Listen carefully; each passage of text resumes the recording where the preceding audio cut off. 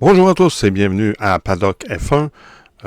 Petite capsule aujourd'hui. Il y a plusieurs personnes qui m'ont demandé, ma conjointe, beaucoup de femmes et beaucoup d'hommes aussi, pourquoi il n'y a pas de femmes en Formule 1. Est-ce qu'il y en a déjà eu? C'est des questions qu'on se fait souvent poser. En tout cas, moi, je me fais souvent poser. J'ai décidé de faire un petit historique rapide sur les femmes en Formule 1, parce que oui, il y a eu des femmes en Formule 1. Bien qu'il n'y ait pas de femmes pilotes présentement en Formule 1, il y a de plus en plus de femmes ingénieurs et tout ça. La stratège de Max Verstappen est une femme. Donc, il y en a de plus en plus. Mais les femmes pilotes, c'est plus difficile. Bon, la fameuse question, pourquoi il n'y a pas de femmes pilotes en Formule 1, c'est qu'on y a beaucoup d'appelés et peu d'élus. Alors imaginez-vous dans tout le lot d'hommes qui pilotent, qui ont énormément de talent et qui pilotent en course automobile, ben il y a seulement que 22 places. Maintenant 22.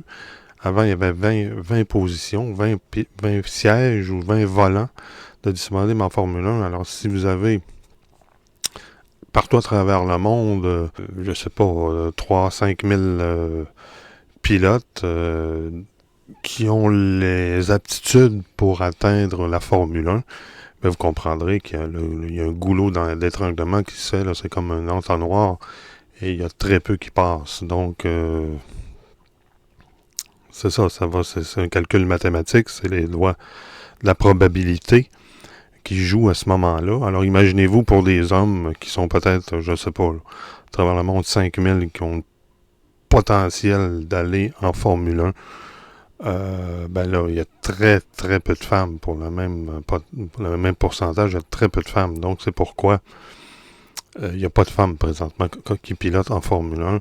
Il y a aussi le fait que, bon, vous devez avoir énormément de budget, vous devez avoir un commanditaire important qui va vous pousser vers le haut. Et ça, c'est pas évident pour une femme. Pourquoi? Parce que l'agent d'un pilote homme peut dire à la compagnie qui commandite son pilote, ben regarde, je te le promets, dans 5 ans, mon pilote est en Formule 1. C'est une promesse qui est crédible. Par contre, lorsqu'une c'est une pilote femme, ben l'agent peut pas, il peut le dire, dans 5 ans, ma pilote va être en Formule 1, mais on n'a pas de précédent. Comprenez? Ça n'en prend juste une pour partir la balle et les autres vont suivre d'après moi. Mais c'est là le problème. C'est là le nœud du problème. Et souvent, ces femmes-là sont beaucoup aussi, comment je pourrais dire, approchées pour d'autres séries que la Formule 1. Quand ils voient que ça bloque en Formule 1, ben ils ont des opportunités ailleurs, là. En GP3 ou en la Formule 3 britannique, il y a beaucoup de femmes qui sont passées là. En course d'endurance, en rallye, euh, peu importe, aux 24 heures du Mans, par exemple. Donc, ils peuvent avoir des opportunités en NASCAR, en IndyCar, des opportunités qui viennent partout quand ils voient que ça bloque en Formule 1. Quoi qu'il en soit, on va voir ce qu'il y en est. Mais c'est une mentalité, c'est un système qui tend à changer présentement. On va en parler à la fin de cette capsule. Mais oui, il y a eu des femmes en Formule 1. Officiellement, il y a eu 5 femmes en Formule 1. Donc, la première femme en Formule 1 est arrivée en 1958. Elle s'appelait Maria Teresa De Filippis. C'est une Italienne qui va devenir la première femme à prendre le départ d'un Grand Prix de Formule 1. En tout, elle a disputé 5 courses en 2 saisons. Donc, on comprend par là qu'elle n'a pas fait de saison complète. Souvent, à l'époque, c'était le cas. Souvent, les pilotes s'inscrivaient pour 2-3 courses ou dépendamment de s'ils sont capables d'avoir le budget et tout. – – – – – – – – – – – – – – – – – – – – – – – – – – – – – – – – – – – – – – – – – – – – – – – – – – – – – – – – – – – – – – – – – – – – – – – – – – – – – – – – – – – – – – – – – – – – – – – – – – – – – – – – – – – – – – – – – – – – – – – – ––– –– –– –– –– – – – – – – – – – – – – – – – – – – – – – – – – – – – – – – – – – – – – – – – – – – – – – – – – – – – – – – – – – – – – – – – – – – – – – – – – – – – – – – – – – – – – – – – – – – – – – – – – – – – – – – – – – – – – – – – – – – – – – – – – – – – – – – – – – – – – – – – – – – – – – – – – – – – – – – – – – – – – – – – – – – –– c'est en Belgique avec une 10e place. Donc, elle n'a pas fait de points au championnat. Pourquoi? Parce qu'à l'époque, on donnait des points pour les 6 premiers. Donc, ça fait pas tant longtemps qu'on donne des points pour les 10 premiers. Alors, avant, c'est les 6 premiers qui avaient les points. Donc, 9 points pour la première place, 6 points pour la deuxième et 4 points pour la troisième place. Et ensuite, on descend jusqu'à 1 point pour la 6e place. Quelques années plus tard, il y a une autre Italienne du nom de Lela Lombardi qui entre dans la légende. Entre 74 et 76, elle va participer à 12 Grands Prix et va même décrocher une 6e place en Espagne en 1975.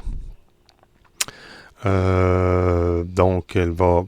Là, vous allez dire, une femme qui a fait 1 point en Formule 1. Elle va être créditée de seulement qu'un demi-point. Je l'explique parce que la course a été très stoppée, je pense qu'au 25e tour, genre, à cause d'un grave accident où il y avait des spectateurs qui avaient été tués.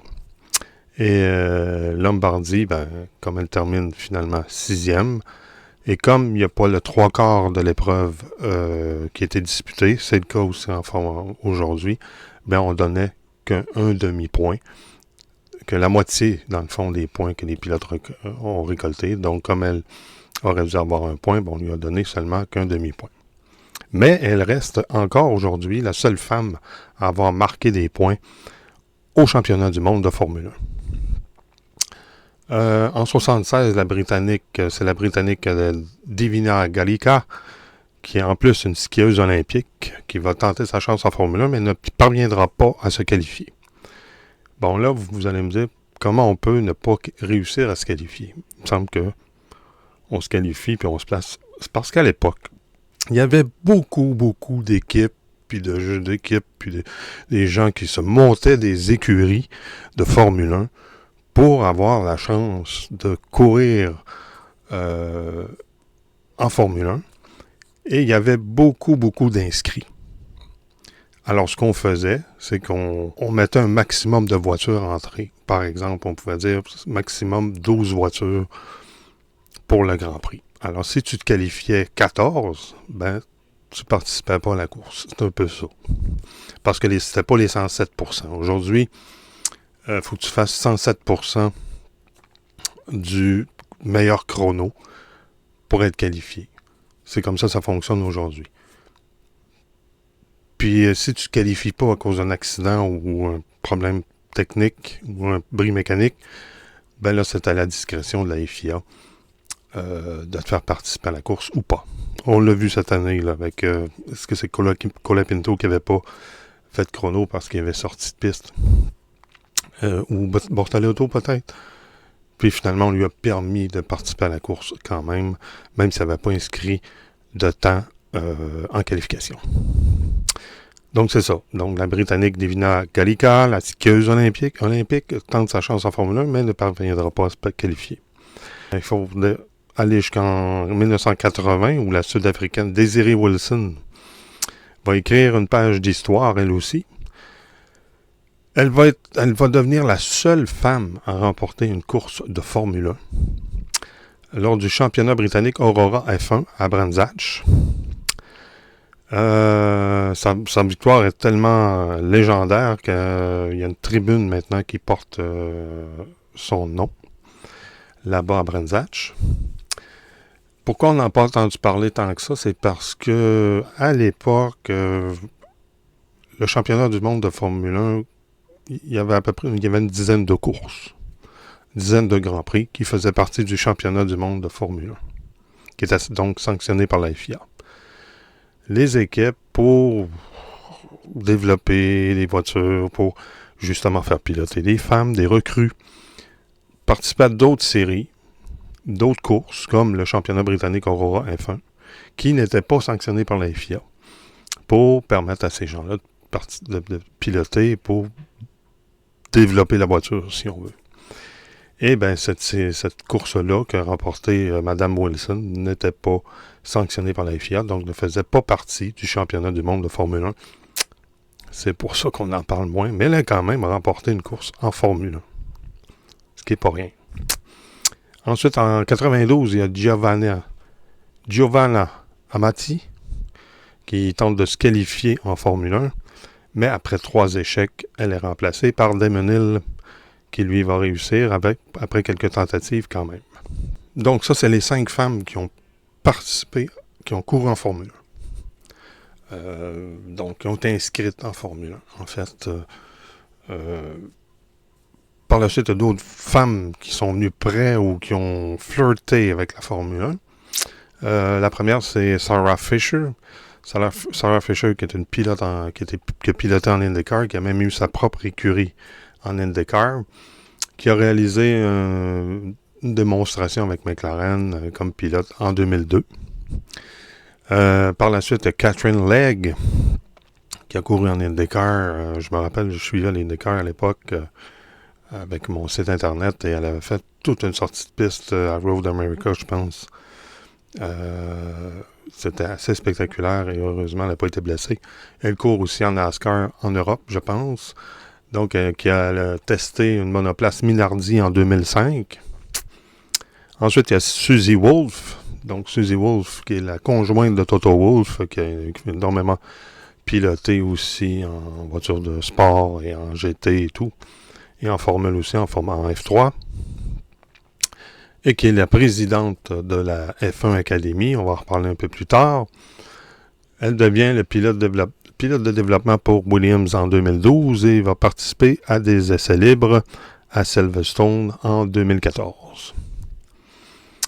Par la suite, il y a eu Maria de Villota, qui est la fille du pilote espagnol Emilio de Villota, qui elle courait en F3 espagnol, Formule 3 espagnol, qui va effectuer des essais en 2011 avec l'écurie Lotus.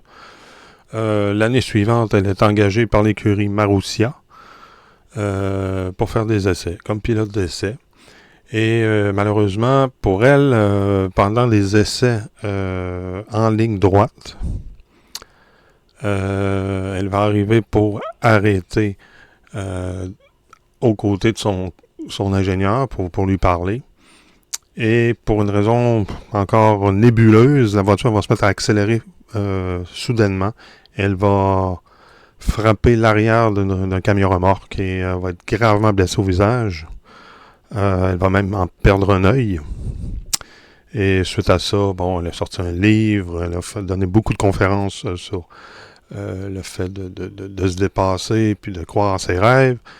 Malheureusement, Madame Villota va décéder des suites de son accident, donc dans son sommeil, des suites des blessures qu'elle a eues à son accident 1 an plus tard. Par la suite, il y a eu Simona De Silvestro qui a couru en IndyCar et en Formule E, Formule électrique, qui va signer avec Sauber en 2014, où elle effectue 112 tours de piste à Fiorano. Puis c'est dans le but, on l'engage dans le but vraiment de la faire courir en 2015, l'année suivante. Toutefois, il y a des problèmes de contrat et des problèmes financiers aussi.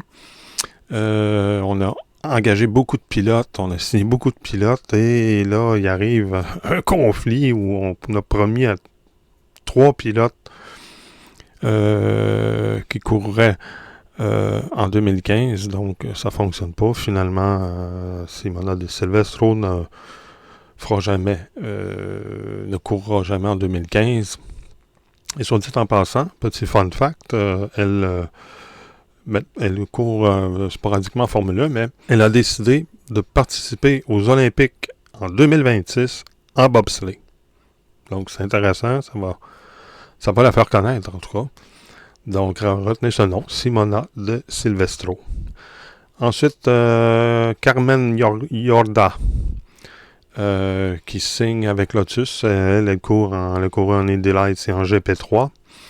Elle va signer avec Lotus en 2015 comme pilote de développement. Mais ne fera que du simulateur. donc pétard mouillé.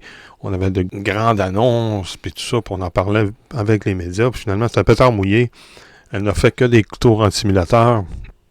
Donc là, il y a des gens qui ont commencé à dire, bon, ben l'écurie ne fait que ça que pour faire parler d'elle, pour vendre des billets, pour attirer les commanditaires. Il y a une petite controverse à partir de ce moment-là au niveau des femmes qu'on amenait en Formule 1, mais finalement, on les fait pas courir parce que là, ça fait une coupe qu'on passe. Finalement, ben, c'est un peu vrai, je dois l'avouer.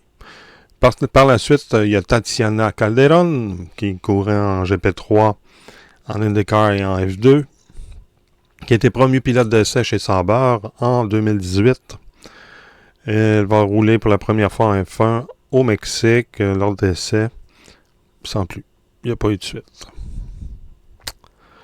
Et enfin, il y a Jamie Chadwick qui courait en F3 britannique. Triple championne de la série W. La série W, c'est quoi? C'est l'ancêtre, en fait, de la F1 Academy. Donc, c'est la série W pour Women. Donc, c'est une série pour faire connaître les femmes, les pilotes féminines. Qui ne courent que des pilotes féminines. Donc, elle a été championne 3 fois. Et ce qui l'a fait rejoindre la Williams Drivers Academy en 2019 et poursuit aujourd'hui sa carrière comme analyste télé. On la voit là, je pense chez Sky Sport, où elle analyse les Grands Prix de Formule 1.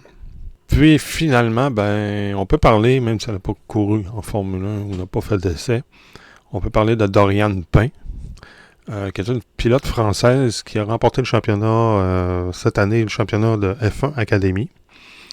Et elle a signé avec Mercedes, elle est dans la filière Mercedes, dans l'équipe de développement des pilotes de Mercedes. Et elle fait présentement des essais en simulateur avec Mercedes. Là, elle s'enligne pour probablement les 24 heures du Mans ou des voitures comme ça d'endurance. C'est ce qu'elle veut faire en attendant d'avoir une opportunité en Formule 1. On dit que c'est la plus près de courir en Formule 1.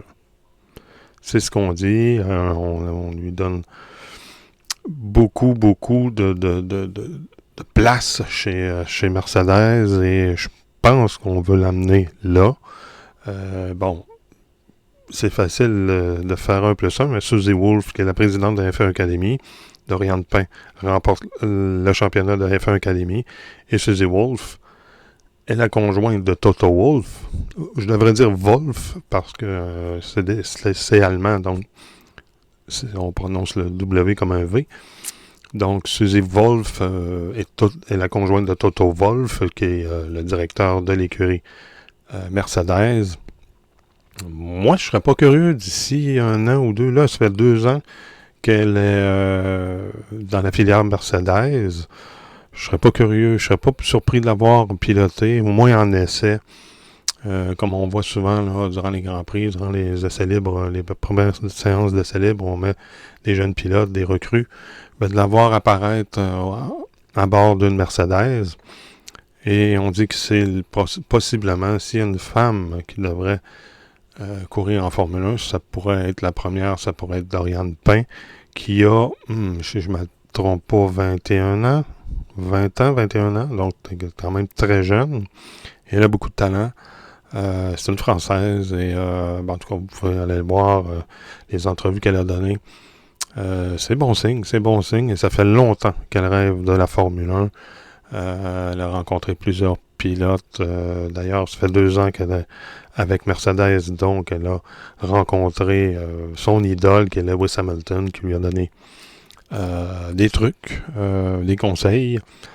Donc, je pense que si on pourrait gager sur quelqu'un pour devenir la prochaine femme en Formule 1, ce serait probablement Doriane Pain. En tout cas, présentement, c'est celle qui est la plus près de la Formule 1. Donc, moi, je l'espère. Moi, je pense qu'il va avoir une femme en Formule 1 très bientôt. On est vraiment sur le bord. Puis là, On voit qu'on fait beaucoup de publicité, qu'on parle beaucoup de Dorian Pain chez Mercedes. On veut l'amener là. Donc, on travaille à ce que des commanditaires s'intéressent à Dorian Pain et la commandite pour lui permettre de réaliser son rêve, en fait, ni plus ni moins. Puis, ça serait très intéressant. Moi, j'ai hâte de voir. Puis, je comprends pas même pourquoi il n'y a pas de femmes encore en Formule 1. Il y en a eu dans plein de séries. On a vu en 24 heures du Mans, en IndyCar, il y en a eu aussi en NASCAR avec Danica Patrick, puis en IndyCar. Donc, en IndyCar, il y en a plusieurs. Leg, comme je parlais tout à l'heure, que Sarah Fisher, qui a même eu sa propre équipe. Il serait temps. Je pense qu'il serait temps. Je sais que la F1 était un milieu très macho pendant très longtemps, mais là, écoute, ce temps a changé. On a commencé à changer ça en enlevant les comment on appelait, les pit babes ou les F1 babes, les filles qui étaient dans les puits très peu vêtues, et les filles qui tenaient les pancartes devant les pilotes sur la grille de départ aussi, qu'on a enlevé, on a enlevé tout ça. Puis là, maintenant, lors des présentations des pilotes, ben, c'est des jeunes pilotes de karting, des enfants qui espèrent un jour courir en Formule 1, qu'on invite pour côtoyer les pilotes. C'est beaucoup plus intéressant, c'est beaucoup plus utile que les pit babes. Moi, je suis pour ça à 100%, d'enlever les pit babes, puis de rendre la F1 beaucoup moins sexiste, est-ce que je peux dire ça comme ça, ou beaucoup moins macho. Puis d'amener les femmes en Formule 1, comme j'ai dit, il y a beaucoup d'ingénieurs femmes en Formule 1. Comme j'ai dit, la stratège de Max Verstappen est une femme. Elle a fait un excellent travail. Donc je pense que les femmes sont en train de prendre leur place en Formule 1 et sont en train de prouver qu'elles sont capables aussi de faire de très bonnes choses en Formule 1. Donc, selon moi, on n'est pas si loin d'avoir une femme pilote participer à une saison de Formule 1 complète, ce qui ne s'est jamais vu, en fait. Tous les pilotes dont je vous ai parlé, les 5 femmes pilotes à l'époque, n'ont jamais fait de saison complète, en fait. Donc, je pense que là, on est rendu là. Carrément en Formule 1, puis ça va amener un sang nouveau, un sang neuf, comme on veut faire avec les nouvelles voitures pour 2026. Ben, je pense que ça serait bien, 2027, de voir l'arrivée.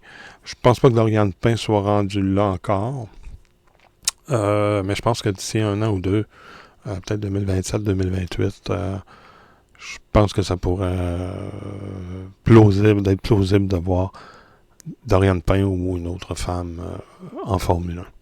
Enfin, je l'espère.